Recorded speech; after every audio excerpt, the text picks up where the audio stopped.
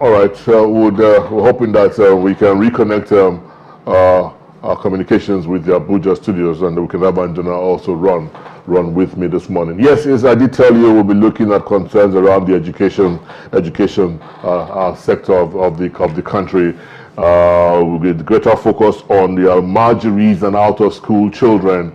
We are aware that by the latest figure, it is being put at 18.33 million out of school children. And what this means is that 1 of 3 Nigerian child is out of school. Very alarming figure, I must say. Very alarming figure. This is coming from the UNESCO this morning. And then, so on the show today, we are aware that the federal government did set up, inaugurate a committee to build data around this conversation sometime in January this year. Let's begin to assess the activities or the successes, if any, of these inaugurated committee, or better still, interventions of government on this matter. How well has the interventions really helped move the figure maybe downwards, or better still, leave the figure where it is? I'm being joined right about now by our guest. Yes, she's joined us via Zoom. Dr. Kujore joins us right about now. She's an educational expert.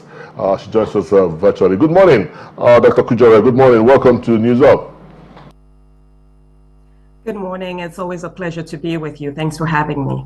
Thank you for your time with us this morning. I know I always enjoy discussing education with you because it's something that you seem very passionate about, and I'm really very excited that we do this every time you come on the show. Let's look at the figure that I reeled out. 18.3 million children out of school in Nigeria as of today. Well, that is the figure that we have.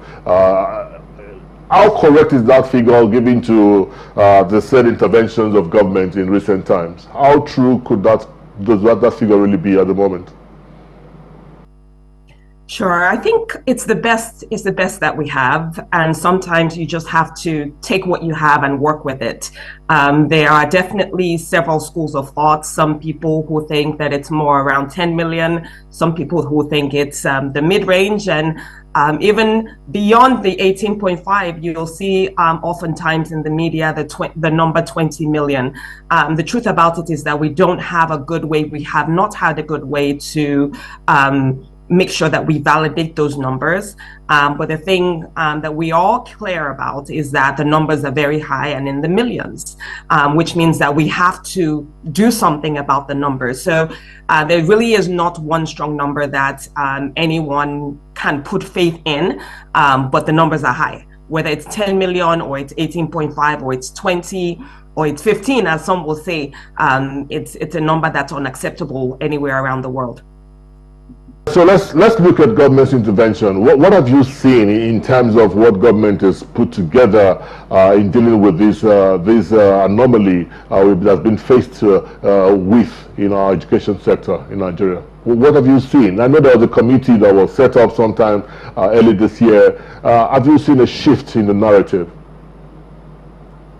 Sure. So I'll say that the baseline numbers have not changed. And I wish I could come on here and say, oh, we've reduced the number by 2 million and we have 2 million children back in school. The baseline numbers have not changed.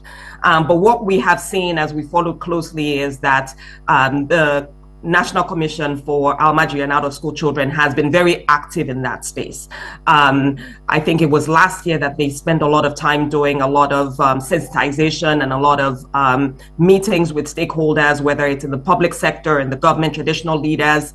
I think they did a road tour around the country, meeting with governors and stuff. So they've been having a lot of conversation to sort of sensitize people on the matter.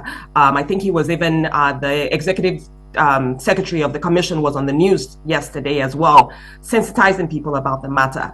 But in terms of actual concrete numbers that we can say, okay, these 2 million children are back in school, we don't have that yet.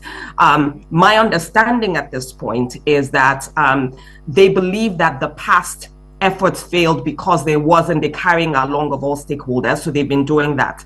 This year now, they've started doing some pilots, but the pilots are still very small numbers. So for instance, I believe that they kicked off a skills development center